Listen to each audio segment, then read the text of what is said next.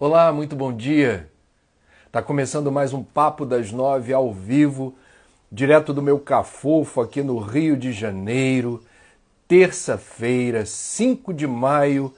Esse é o momento do dia da energização, nesse compartilhamento virtual de fluidos de paz, de amor, de cura, de equilíbrio, nos retroalimentando mutuamente aqui de coragem para seguir em frente, enfrentando os dilemas da maior pandemia do nosso tempo e da necessidade imperiosa do isolamento social, do distanciamento que se impõe, como a única alternativa segura nesse momento. E eu gostei muito de ver o ministro da Saúde, Nelson Tais, ontem em Manaus, dizer que sim, é esta a orientação do Ministério da Saúde.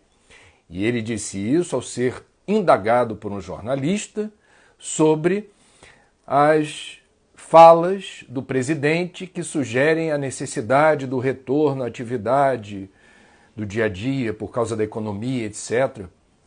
O ministro Nelson Tais marcou um gol ontem, dizendo que a orientação seguia a mesma de sempre, em favor do isolamento social. Parabéns para ele e parabéns para Carlos Torres Pastorino, nosso parceiro espiritual.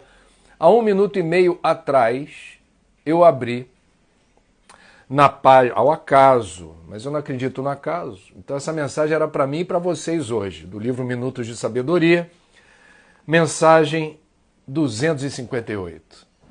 Muito bonita, muito inspirada. Ganhamos de presente a seguinte mensagem hoje. Seja na terra a pequenina chama que ilumina as trevas em que jazem milhares de criaturas.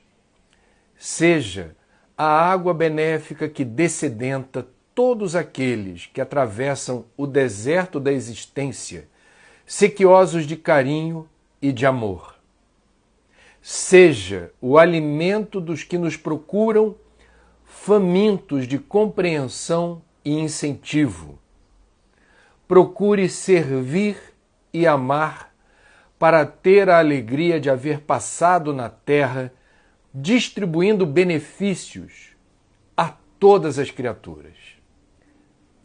Linda a mensagem do Pastorino, linda, porque mostra em síntese o que diversas tradições místicas, religiosas, afirmam ser a expressão da verdade universal, que é o amor, o espírito de serviço, a necessidade da gente ser coletivo, um ser coletivo.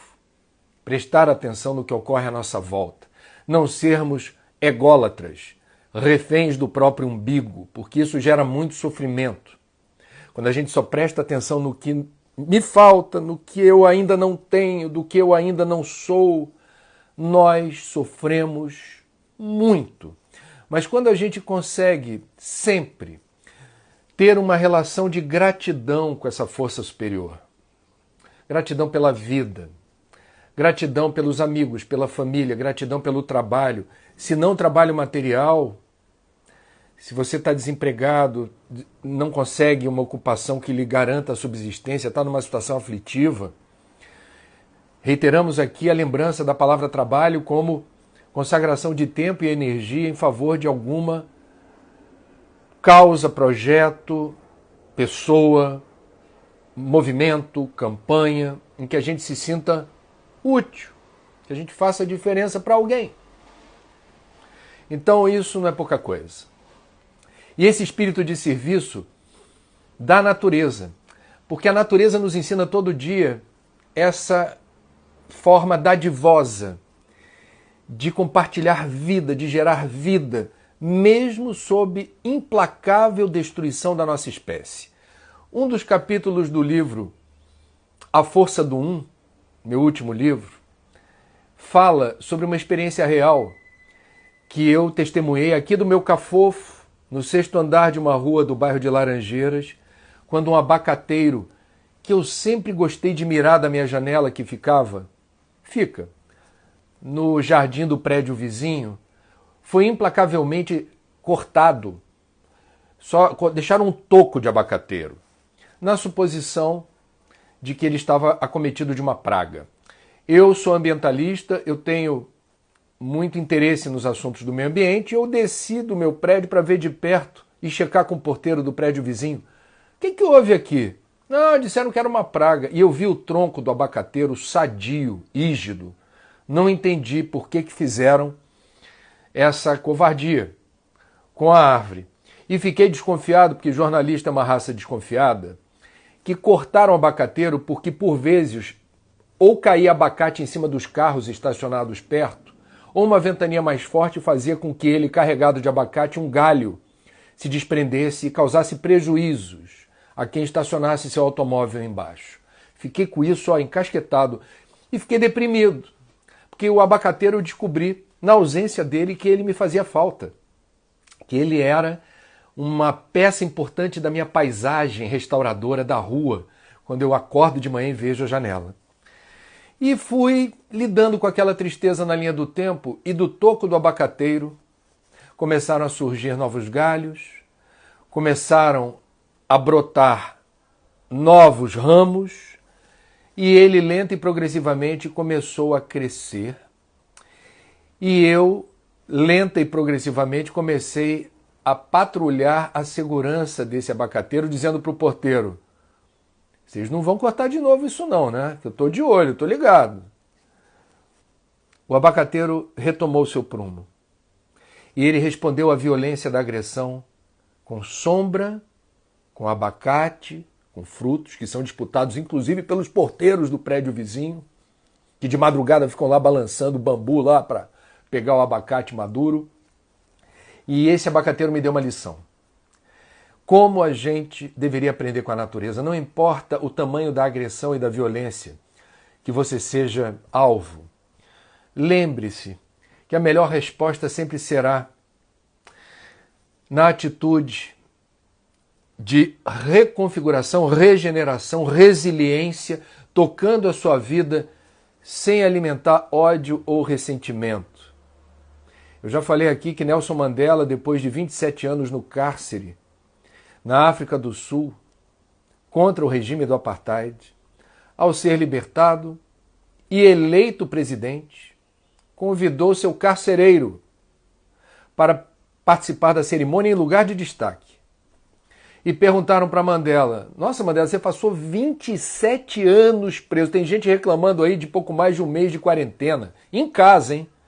Podendo ir para o supermercado ou farmácia. Mandela passou 27 anos preso num cubículo que eu tive a oportunidade de visitar com Cláudia. E ele disse, diante da pergunta: você perdoa seus algozes? E ele respondeu com muita serenidade: perdoo, mas não esqueço. Perdoo, mas não esqueço. Porque faz parte da história dele. Ele seria hipócrita dizendo: não, tá tudo bem, nunca houve nada. Não houve uma violência, houve uma agressão, mas a vida segue.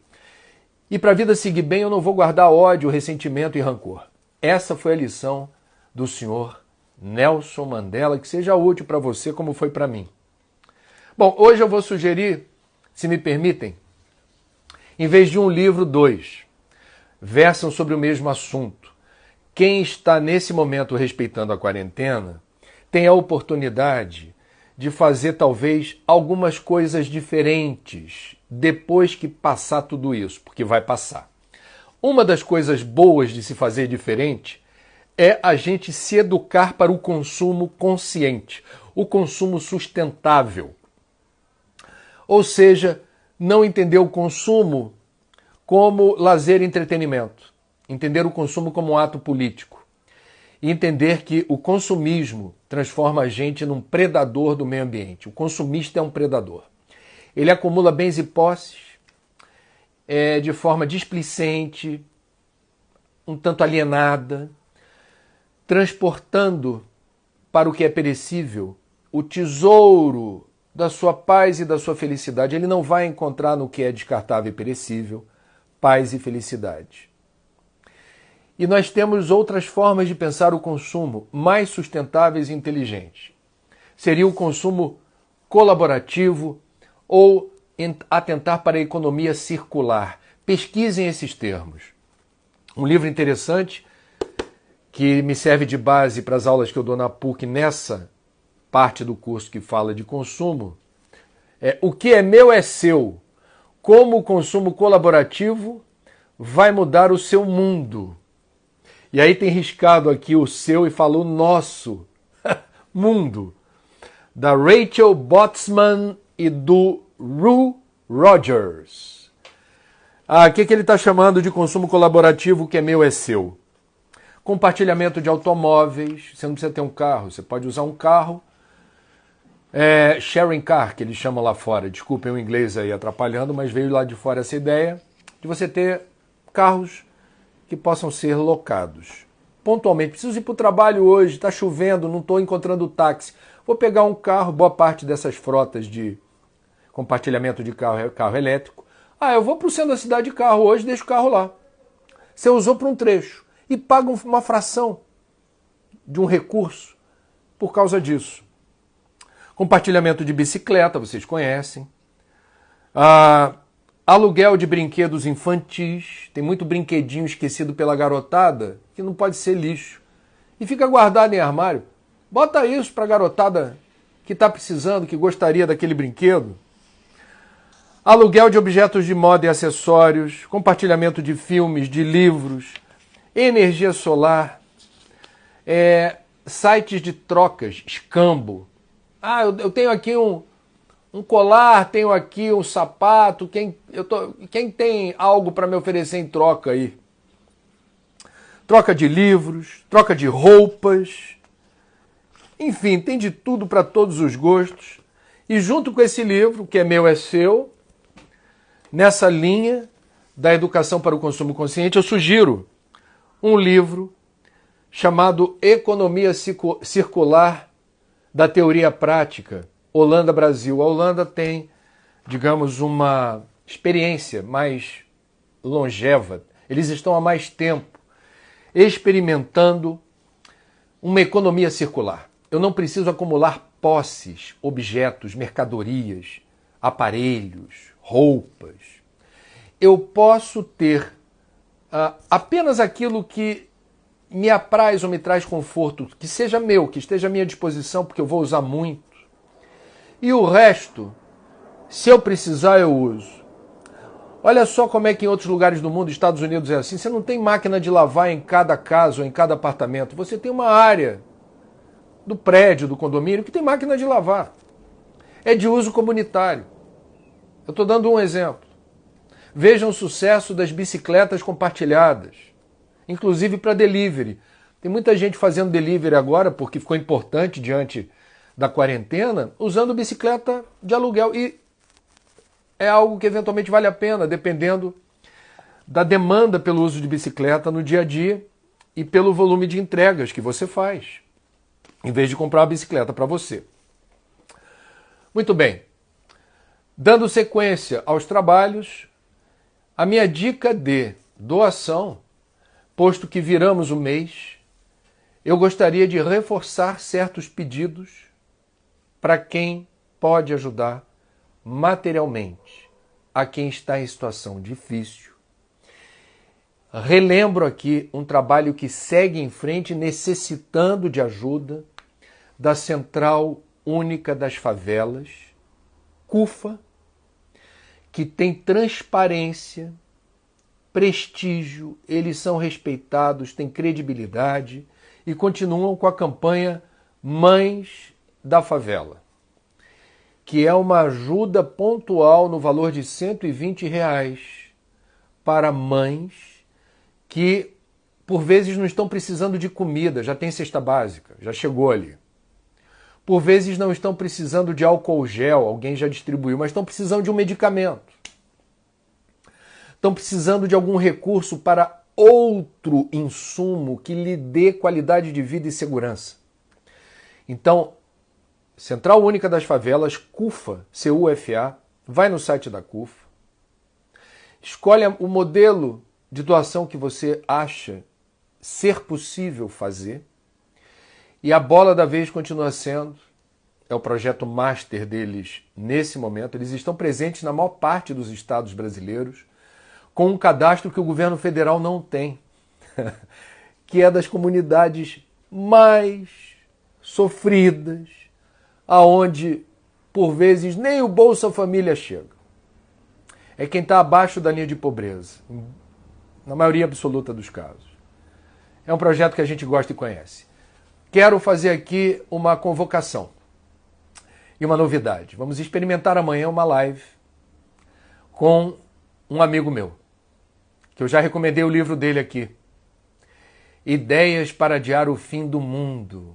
Olha que título sensacional. E um título desse, com autoridade moral para versar sobre esse tema, só poderia vir do Ailton Krenak, que eu tenho o prazer de ter como amigo. Eu admiro muito o Krenak. Ele que é um pensador inspiradíssimo, defensor da cultura indígena, participou da Assembleia Nacional Constituinte.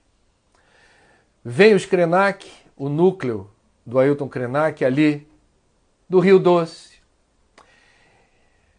Ele conhece como ninguém a tragédia de Mariana e os efeitos da destruição de uma bacia hidrográfica inteira, e ele conhece como ninguém a história da perseguição implacável e da violência cometida contra comunidades indígenas no Brasil. Uma pessoa muito bonita, sábia, simples, que tem um aspecto poético, lírico, na maneira como se expressa lindamente. Ele disse que estaria acompanhando o Papo das 9 hoje, porque vai ser a primeira live dele pelo Instagram. A gente está aqui torcendo para dar tudo certo. Amanhã vai ser logo depois do Papo das 9. Então, terminou o Papo das 9 nessa quarta-feira, eu vou me despedir e vou reiniciar batendo um papo reto com esse sábio, esse xamã. Krenak, me desculpa se eu estou te chamando com todos esses predicados, sendo você uma pessoa tão humilde e simples. E o Krenak vai ajudar a gente a ter ideias para adiar o fim do mundo, que é o título do livro dele, do último livro. Sensacional, que eu mostrei aqui o livro num Papo das 9 e recomendei. Krenak, se você estiver por aí, dá o ar da graça, só para eu saber se você... Eu pedi para ele dar uma olhada no iniciozinho para ver como é que é enquadramento, como é que a gente se expressa. Se ele aparecer por aí e botar um balãozinho ali, oi, tô aqui, é que eu não vou poder ficar olhando muito tempo as letrinhas miúdas, mas não tem problema. Amanhã, quarta-feira, 10 da manhã, tem live com Ailton Krenak aqui, se Deus quiser. Bom, fazer um briefing de notícias aqui. Um briefing breve. Depois a gente parte para a interação com vocês e as perguntas que já estão chegando. Muito bem. Começou o lockdown em São Luís e outras 3 cidades da região metropolitana da capital maranhense. E lockdown é um nome em inglês pomposo para um agravamento das restrições, o endurecimento do isolamento social por força das circunstâncias. No Maranhão, nessas 4 cidades, São Luís e outras 3, por decisão da Justiça. E outras capitais do Brasil hesitam em aplicar o lockdown, embora os técnicos que dão suporte às decisões de governadores e prefeitos, em parte dos casos, já tenham deixado muito claro que não há o que fazer quando o contágio acelera e você perde a noção de quando haverá o achatamento daquela curva. Então, Rio de Janeiro está nessa situação, Fortaleza, Manaus, Recife, provavelmente São Paulo, se não houver respeito àquela taxa mínima de quarentena que a população precisa respeitar. Então, a gente já deve começar a se acostumar com essa expressão e igualmente descobrir um substituto para lockdown em português. E isso vai passar, viu, gente? Não agravem o estresse, a tensão. E lockdown, porque você sabe, nós temos as pessoas que entram em curto-circuito por qualquer novidade que lhes soe ameaçadora. Não estou aqui para ser profeta do Apocalipse, eu sou jornalista. E como jornalista, eu compartilho notícias que considero relevantes. Lockdown significa um esforço adicional para frear a velocidade de contágio. Ok? Muito bem.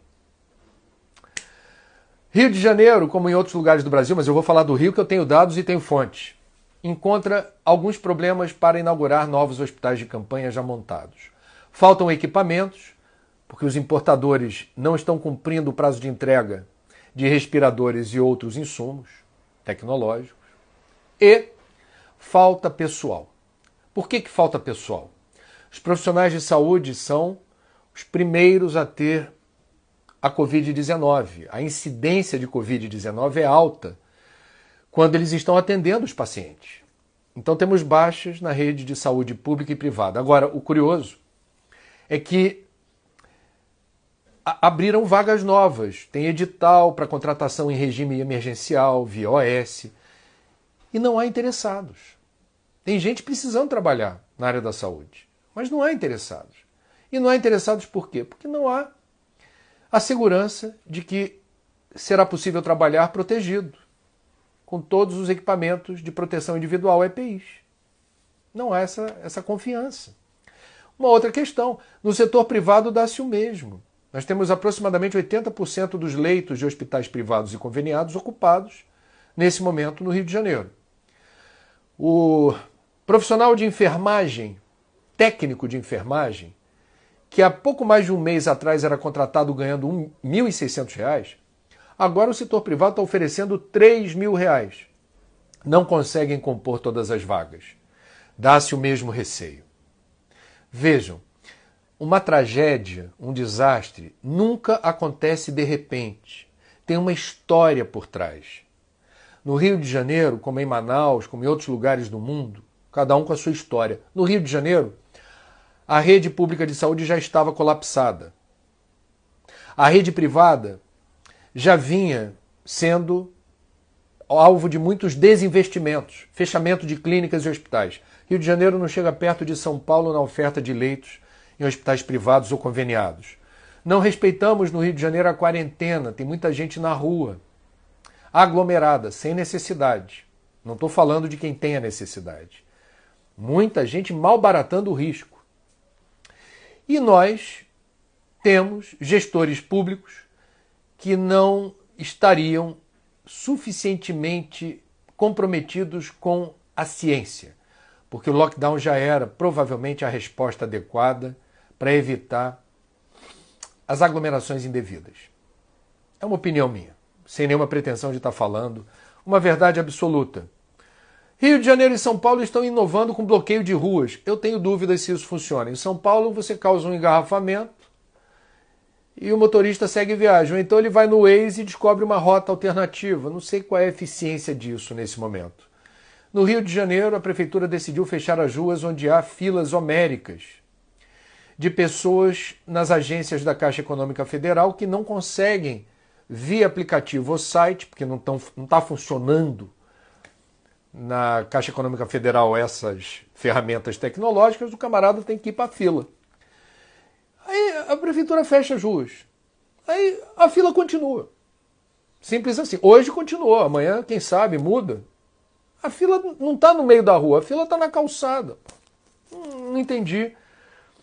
Mas enfim, talvez eu tenha compreendido errado a intenção, mas não deu resultado. Vamos lá, as perguntas de vocês. Fátima Gonzo. André, com as mudanças para o futuro, advindas da pandemia, você acha que a tendência é ficarmos mais isolados, ter menos contato físico com as pessoas? Sim, durante um tempo, ao que parece, vamos continuar tendo, por exemplo, a ida ao cinema, a ida ao teatro. Durante um tempo, a lotação será reduzida. Aqui no Rio, meu amigo, jornalista Arthur Chechel, do Estúdio I, ele já disse que a classe teatral já definiu que a retomada dos trabalhos só se dará por monólogos, só haverá peças com um ator, monólogo, e a redução a 1/3 da capacidade das salas para você não ter o risco de ter ninguém perto, sentado do lado, na frente ou atrás. Então, durante um tempo, teremos esse desafio. Me desculpem, pode ser um humor inapropriado, porque não é humor, mas é curioso. Eu disse já certa vez no Papo das 9 que esse era o ano do Flamengo, né? O Flamengo estava voando baixo, ganhando tudo, o melhor time, um super time, um dream team, levando ao delírio a imensa nação rubro-negra, que lotava o Maracanã em qualquer partida. Se o Flamengo botasse reservas, juniores, a torcida botava fácil 60, 70 mil pessoas. Eu fico pensando para quem gosta de futebol, o brasileiro adora. Em vários lugares do Brasil o futebol é um passatempo para muita gente. E que adora lotar estádio. Eu não sei como é que vai ser isso depois. É um desafio. E faz parte. É para a nossa saúde, é para o nosso bem-estar. Nós somos a espécie mais facilmente adaptável a situações diferentes, de rotina, situações climáticas, situações o que seja. Eu já falei aqui, tem o Tuareg que mora no deserto do Saara, tem o Esquimó que mora no Ártico. A gente se adapta, a gente se ajusta. E a gente tem que ter cabeça aberta para isso. Open mind, olha a expressão em inglês horrorosa. Cabeça aberta para isso. Não é um problemão. A adaptação se faz necessária. Portanto, a pandemia vai passar, mas os efeitos da pandemia, em termos de proteção da gente para o vírus que continuará circulando e nem todo mundo ainda estará contagiado, serão ainda necessárias. Rosane Moreira. Bom dia, André. Há muitas notícias sobre respiradores que estão sendo desenvolvidos no Brasil. A USP tem um protótipo que está liberado para testes em humanos. Você tem informações sobre isso? Olha, tenho, já falei sobre isso aqui, já pedi ajuda para quem pudesse financiar alguns dos projetos da USP, da Fiocruz, de desenvolvimento dessas tecnologias feitas no Brasil para substituir equipamentos importados que não estão chegando. A questão, Rosane, que me parece é o seguinte: a emergência da pandemia está aí. Eu não sei se haverá tempo, é uma dúvida, tá? De uma vez aprovado em definitivo esses protótipos e a gente começar a produzir isso em escala, quanto tempo ainda leva? Porque a gente está ali, a ocupação dos leitos, em boa parte das grandes cidades brasileiras, já é de 100% ou quase isso. É uma corrida contra o tempo e o Brasil dando sinais incríveis de superação. Pasta da Ciência e Tecnologia com pouquíssimos recursos progressivamente. Dos governos Dilma para cá, Dilma, Temer e Bolsonaro, ladeira abaixo, orçamento para Ciência e Tecnologia. E agora, de onde se espera a primeira resposta mais importante? Da Ciência e Tecnologia. Tem uma frase de um educador que eu acho, o sobrenome dele é Derek, eu não me lembro o nome, que diz assim: se você acha educação de qualidade muito cara, experimente a ignorância. Dando a entender que a ignorância custa muito mais caro do que investir em educação. E é verdade. Bom, a Graziela Zoiro. André, bom dia. Você pode comentar a passagem de Flávio Miliaccio? Fiquei muito triste com a possibilidade de ser um suicídio. Bom, vamos lá. Eu fiquei muito triste com a parte da mídia que explicitou isso. Eu escrevi um livro sobre prevenção do suicídio. E a gente, especialmente no momento de muita fragilidade psíquica e emocional decorrente da pandemia e do isolamento social, notícias sobre suicídio precisam ser cuidadosamente passadas. O modo certo de reportar isso seria, penso eu, Flávio Miliaccio foi encontrado morto em seu sítio em Rio Bonito. Está dado o recado. E a gente vai lembrar quem foi, vai lembrar a importância do trabalho dele na dramaturgia, o estilo de atuação fantástico. Eu me lembro do Flávio Miliaccio Na série Shazam e Xerife, quando a TV era preto e branco, ele fazia uma dupla com Paulo José. As Aventuras do Tio Maneco. Era filme sensacional, de férias, no cinema. E todos os personagens que ele deu um colorido muito especial. A Fernanda Montenegro, quando comentou a passagem do Flávio Miliaccio, disse que reconheceu a singularidade dessa técnica de interpretação, né? Ele emprestava alma, e era a alma dele, ele tinha um jeito dele de interpretar muito característico. E é uma pessoa que marcou luminosamente a passagem pela Terra com sua arte cênica, né? E em relação à forma como reportar e noticiar isso, eu tenho pelo menos 2 capítulos do livro Viver é a Melhor Opção que falam, na verdade 3 capítulos, que falam exatamente sobre as situações que deveriam nortear a mídia. Jornalistas, radialistas, comunicadores, blogueiros, youtubers. Qualquer assunto alusivo a suicídio vai demandar um cuidado na abordagem desse assunto, desse tema, em respeito às pessoas fragilizadas psíquica ou emocionalmente. Simples assim. E eu não falei no livro porque eu acho. Eu ouvi especialistas, eu consultei livros, eu acessei relatórios técnicos da Organização Mundial da Saúde e do Programa de Saúde Mental do Ministério da Saúde do Rio. Porque jornalista não sabe nada. Jornalista precisa ter fonte, ele precisa ter quem reporte o conhecimento para ele. Nós somos medianeiros da informação. Vânia Ferreira, André, o Papa fez novo pedido para o dia 14 de maio todas as religiões se unirem em prece e ações em favor da humanidade. Fala disso. Acredito que haverá outro salto vibratório da Terra. Eu não estou sabendo da convocação do Papa, então como jornalista, confiando na minha fonte, que é você, acho que a ideia é excelente, acho que deveria ser, na verdade, olha que pretensão a minha, vou dar pitaco para o Papa Francisco. Eu não.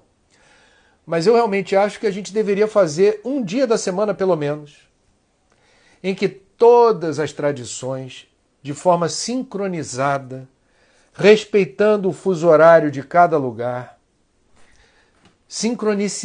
sincronizassem orações, preces, louvores, cânticos. Porque a Terra não, nós precisamos muito, nós precisamos. Pensamento tem força e direção, não é uma abstração. Então quando você pensa, você está emitindo em ondas uma vibração. Quando você tem boa parte das pessoas nesse planeta ao mesmo tempo vibrando na mesma frequência, pedindo paz, amor, cura, equilíbrio. Isso é uma coleção de usinas hidrelétricas daquelas mega blaster. Em termos de mudança na qualidade vibracional do planeta. E isso já pode ser percebido pela ciência da Terra, que está aberta para esse tipo de investigação. Parabéns ao Papa Francisco, que está cumprindo maravilhosamente missão. É a minha opinião. Honrando o franciscanismo. Bom. Oscar Malta. André, tenho visto muitas agressões a jornalistas, principalmente aos que falam do atual governo. Você não tem medo? Olha, eu tenho medo da ignorância, tenho medo da opressão, tenho medo de quem defende ideias retrógradas como retorno à ditadura, intervenção militar, AI-5. Eu tenho medo da sombra, do eclipse da civilização. Eu tenho medo do obscurantismo. Ameaça ou intimidação, quem escolheu ser jornalista sabe que faz parte nos períodos obscuros. Ou você acha que Jair Bolsonaro inaugurou a era do estigma contra jornalistas? Ou você não se lembra do que Lula falou sobre a imprensa em várias oportunidades. Não é novidade para a gente. Quem é jornalista está na linha de frente da informação que por vezes incomoda. Porque ou você é jornalista, repórter, está aí para falar das notícias, cobrar providências, mostrar os bastidores do poder, denunciar irregularidade, falcatrua, corrupção, safadeza. E lei de ação e reação, se você incomodou alguém, alguém incomodado com você, haverá de alguma forma, responder, de forma civilizada ou não. O que me amedronta um pouco é o obscurantismo, bem genérico. É a sombra. Mas a luz sempre vence. A maioria da sociedade brasileira não assina embaixo de uma aventura golpista que suprima liberdades individuais e restitua censura, algo parecido com a AI-5, inimaginável. Quem fala de AI-5 de forma saudosista não sabe o que é o AI-5, não viveu o AI-5. O ato institucional número 5. Lembra a Inquisição medieval. Em alguns aspectos foi pior que a Inquisição. Estudem esse assunto, vejam o que foi. Terrível, terrível. Bom, cadê, gente? Me perdi. Ih, gente, tem pergunta aberta, eu vou responder mais rápido, né? Pelo jeito. Kátia, qual o seu livro espírita de cabeceira?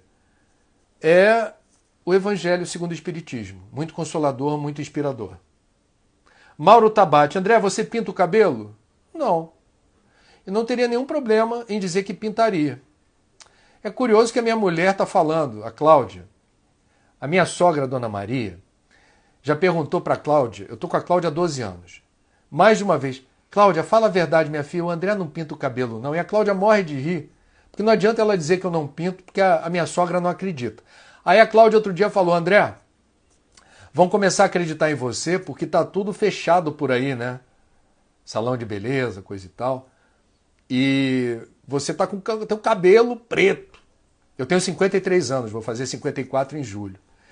Eu acho, o Krenak amanhã na live pode me explicar se isso tem a ver com meu sangue indígena, porque eu tenho a suposição de que eu e meu pai, que também não pintava o cabelo, e até os 60 anos estava com o cabelo pretinho, provavelmente isso tem um componente genético. Agora eu tenho cabelo branco, é porque talvez não dê para ver direitinho. Tem uns fiapinhos brancos aqui, não é pouco não. Aqui também. E eu sinceramente acho que cabelo branco, como ruga, são os sinais do tempo e emblemas da maturidade. Eu não tenho nenhum pudor ou problema quando começar a pintar em algum momento cabelo branco, faz parte. Agora vamos falar a verdade. Eu não sei, ó, quem conhece negócio de tintura, sabe que tintura deixa, né, uma marca, né? Você consegue matar a charada vendo a raiz, coisa e tal.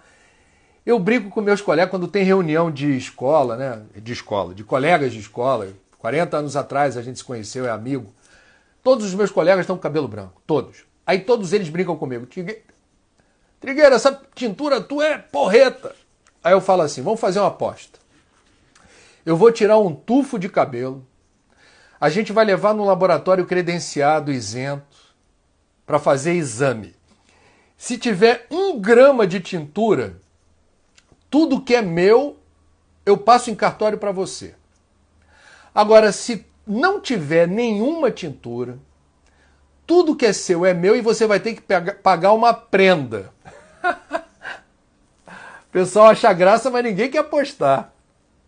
Se alguém quiser apostar aí, vamos apostar alto e o valor vai ser doado para a Central Única das Favelas ou a Ação da Cidadania do Betinho, do filho do Betinho, Daniel. Quem topa? Tem que ser valor alto, para valer a pena tirar um tufo do meu cabelo. Vamos lá. Ana Paula Naponiello. André, tão angustiante essa situação. Perdas devido à Covid-19 tão próximas de nós. Suicídios. Fé sempre, mas como não enfraquecer? Ô Ana Paula, a gente vai procurar a cada momento, e a cada momento é muito momento, né? Ao longo do dia, todos os dias, estar muito aberto e sensível ao nosso estado emocional, a qualidade dos nossos sentimentos e a qualidade... Desculpa, deu um tilt aqui, vamos lá. Recapitulando. Vigiai e orai do Cristo. Nas Escrituras, o vigiai veio na frente do orai. Vigiar o quê? Não é vigiar o outro, não é vigiar o planeta, não é ser fiscal da natureza.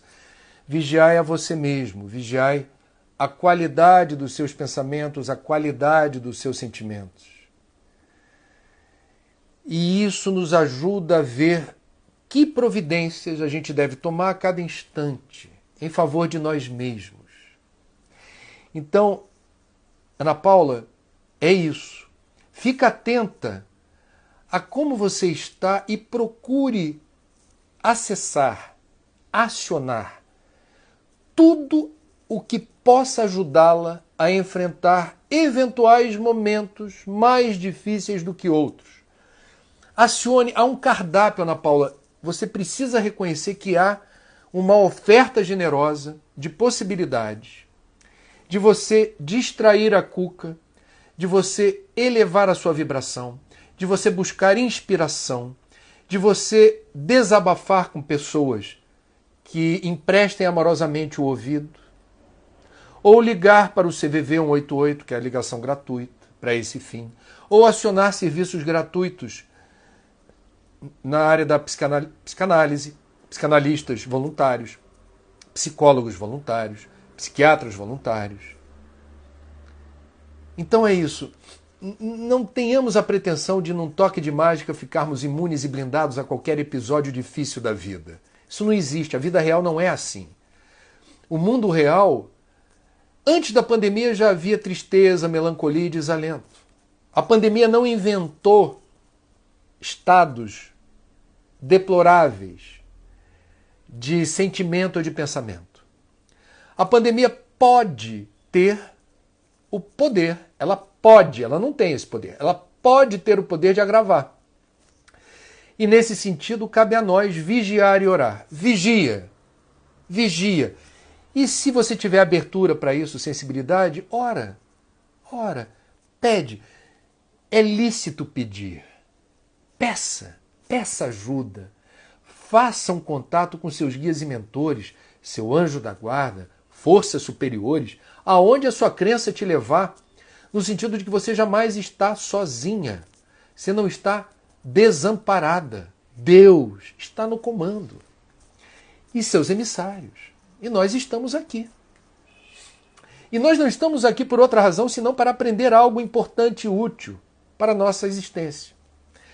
Essa dor, esse sofrimento que você fala, não é contra nós, é um agulhão para a gente se ligar no que é essencial, no que é importante. Penso eu. São pensamentos que eu estou compartilhando com você, são pensamentos que me norteiam.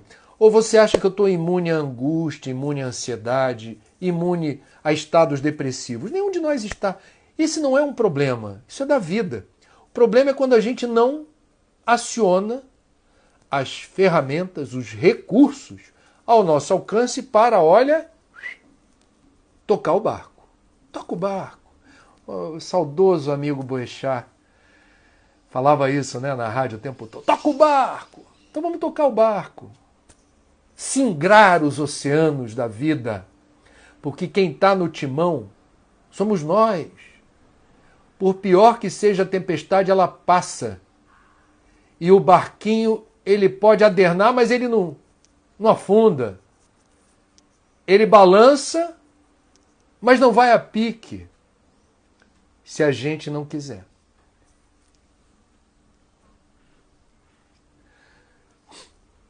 E o Desvaldo, bom dia André, sou formado em Química e o Brasil é o maior produtor de etanol do mundo. Por que o álcool, 70%, tem preço tão elevado? Bom, é uma pergunta que eu gostaria de responder depois de conversar com economistas amigos meus, mas eu posso dar aqui um pitaco. Eu sempre gosto de dizer quando é pitaco. Primeiro, oferta e procura. Ganância, cobiça. Então, quando o álcool gel 70% virou um produto escasso no mercado, você majorou os preços de uma forma ensandecida. Essa é uma explicação. Agora, nesse momento, não me parece que haja a mesma pressão de semanas atrás para o álcool gel. É mais fácil encontrá-lo e houve muitas doações de diferentes setores da indústria que usa derivado de cana, álcool, para produção de álcool gel. É isso, senhor Desvaldo. Aninha Maciel, bom dia, André. Você está sabendo sobre o pedido da AGU ao STF para matarem animais abandonados? Não estou sabendo nada disso. Se você sabe de algo, manda para mim. Não sabendo nada disso. Acho difícil isso passar, hein? Você não sabe como governo, Congresso e STF já sentiram o calor da pressão das pessoas físicas e das associações de defesa dos animais.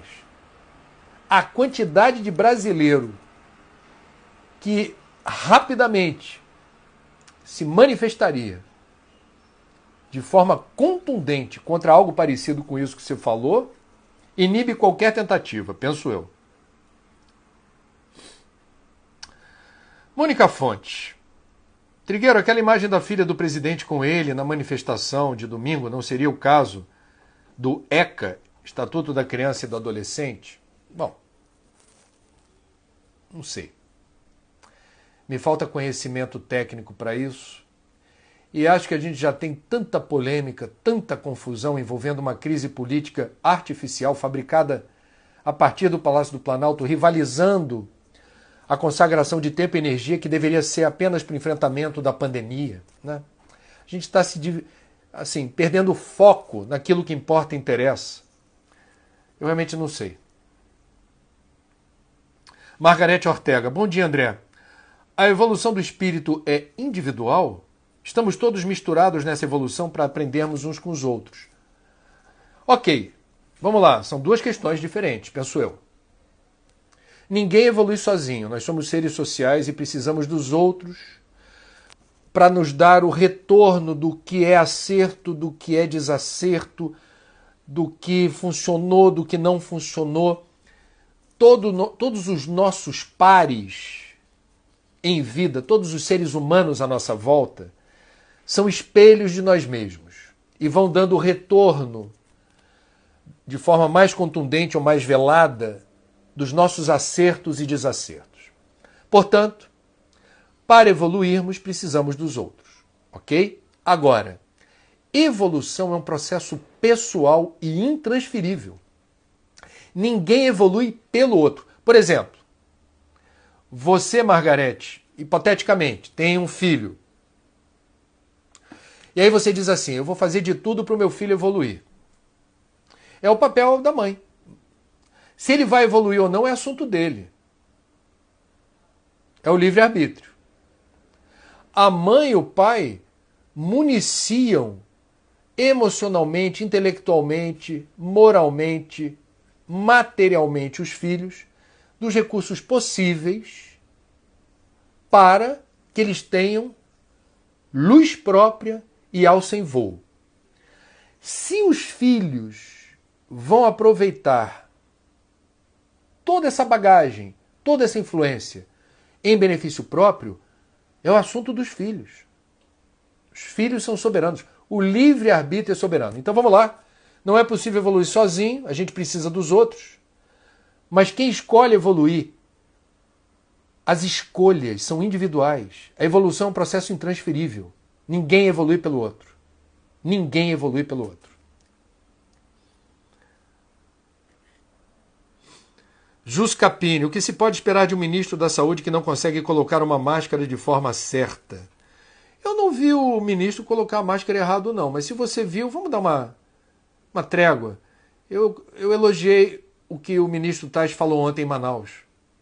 ele ratificou o isolamento social. E a pergunta feita pelo repórter foi: mas o presidente está defendendo a volta ao trabalho. E ele: a orientação é a mesma, isolamento social é importante. Então hoje, a gente aqui,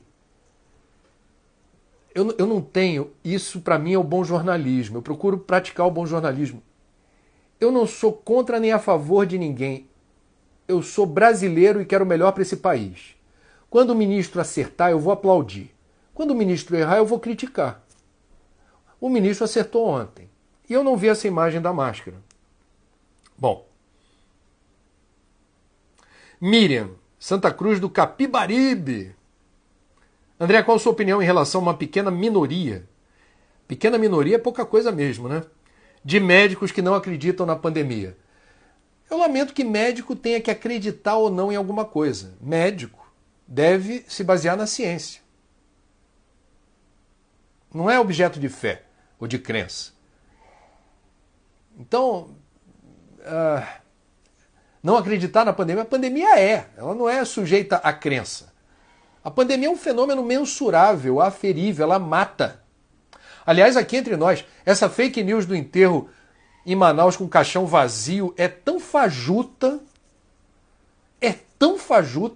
se você estiver acessando por aí, material é fake news com selo marrom. Falando de enterro de caixão vazio, assim, por favor, não deem vazão a fake news. Isso é terrível, isso é crime de lesa cidadania, de lesa pátria. Leila Gomes, bom dia, André. Você sabe qual o bairro mais afetado pela epidemia no Rio? Sei. Copacabana em primeiro lugar, Campo Grande em segundo lugar. Lembrando que Copacabana tem uma grande aglomeração de pessoas e é o bairro do Brasil com a maior concentração de idosos por metro quadrado.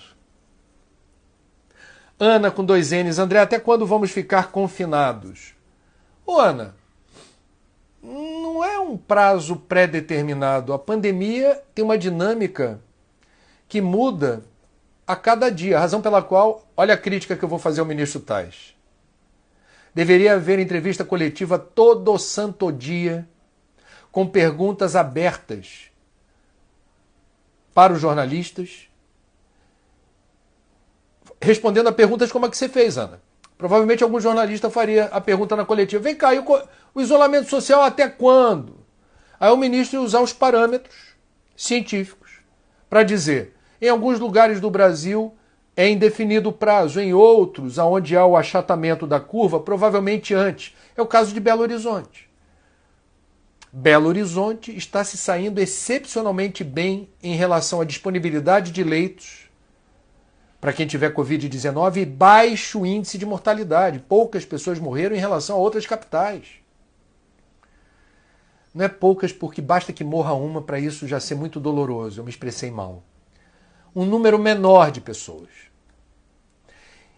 Então, informação é tudo e transparência é fundamental numa democracia. Bom. Cal Martins 27. Bom dia, André. Soube que tem aumentado a violência contra mulheres nesse período de isolamento social. Você tem ciência disso? Se sim, o que podemos fazer para amenizar esse sofrimento? Bom, já comentamos isso aqui, tá? Já comentamos isso aqui, mas não tem problema. Sua pergunta foi feita, eu vou responder. Denunciar. Se você está num lugar onde você ouve uma briga violenta, agressão, chame a polícia. Chame a polícia. Se você quer se identificar ou não, cada um com seu cada um, mas chamadas anônimas são lícitas. Pode-se fazer a denúncia sem se identificar. Briga de marido e mulher, a gente mete a colher e mete com gosto, porque pode ocorrer uma tragédia. Essa é a orientação. É isso que a gente precisa fazer. E é lamentável que homens covardes, déspotas, ditadores domésticos, abusem dessa forma do direito dos outros.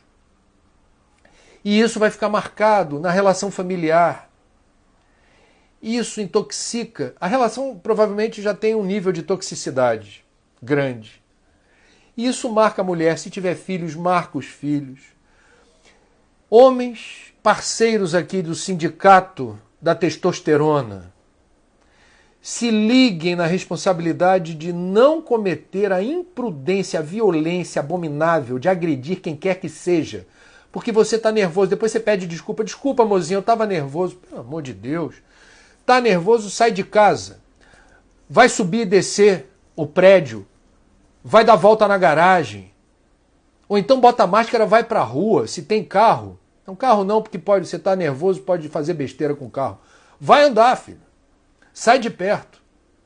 Aliás, essa é uma estratégia que já funcionou comigo algumas vezes. Se eu estou vendo que eu estou num dia meio da pá virada, e há uma discussão acalorada, porque todos nós temos momentos de discussão acalorada, uma forma de eu não dar vazão a um ímpeto de desequilíbrio é abortar a discussão, não vou mais discutir, vou sair para esfriar a cabeça. Se eu não sou ainda evoluído o suficiente para esfriar a cabeça, sem precisar sair de perto da pessoa, que eventualmente tem até razão na discussão, o que pode me irritar ainda mais no momento de desequilíbrio, o que eu faço? Eu saio. Saio, esfrio a cabeça, vou contar até 1000 na rua, vou espairar as ideias. Vale tudo para que você não cometa a imprudência de agredir por palavras ou fisicamente. Não, ninguém merece isso. Ninguém nasceu para apanhar de quem quer que seja. Bom, estamos chegando ao fim. Eu respondi a quase todas as perguntas que me chegaram aqui.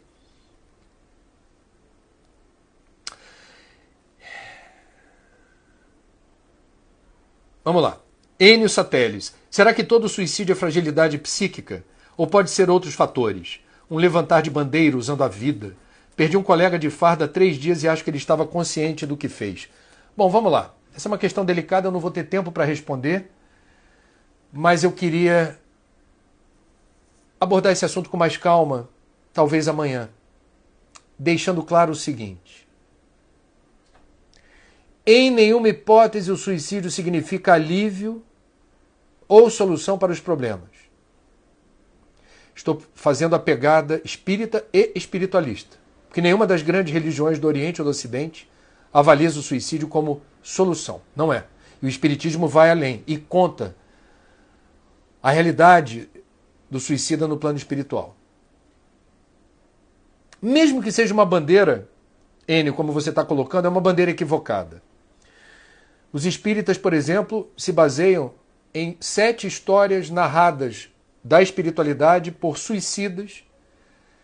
No livro Céu e Inferno, das obras básicas espíritas, aparecem essas narrativas, aparecem. Houve, por exemplo, um pai que no período de guerra na França, se ele e o filho, no mesmo imóvel, ocupado pela mãe desse garoto, era um casal e um filho. O filho já com idade para ir para a guerra. Ele iria para a guerra, o filho, porque era o jovem da família. O pai resolveu se matar para fazer com que o filho não fosse para a guerra. Ele achou que era um ato altruísta. E na espiritualidade não foi bom para ele. Não há como justificar por ato de bravura. Eu queria dar um recado, eu queria mostrar para o mundo isso ou aquilo. Desculpa, não vai dar certo. Haverá choro e ranger de dentes. É uma ideia equivocada. Em nenhuma hipótese haverá alívio para o sofrimento e é um sinal que você está didatizando o suicídio. Não acho que seja uma boa ideia. Não estou julgando ninguém. Você me perguntou, eu estou falando de um assunto que eu estudei. Estudo há 21 anos esse assunto e lancei um livro. E sim, há sempre algum fator de perturbação inerente ou de impulsividade. Vamos falar sobre isso amanhã? Amanhã tem Papo das 9 e depois desliga e volta 10 horas da manhã, live ou vivo com o Ailton Krenak, sobre o tema do último livro dele, Ideias para Adiar o Fim do Mundo. Beijos. terça-feira gloriosa. Força, coragem e fé. Vai passar com a nossa ajuda. Se cuidem. Tudo de bom.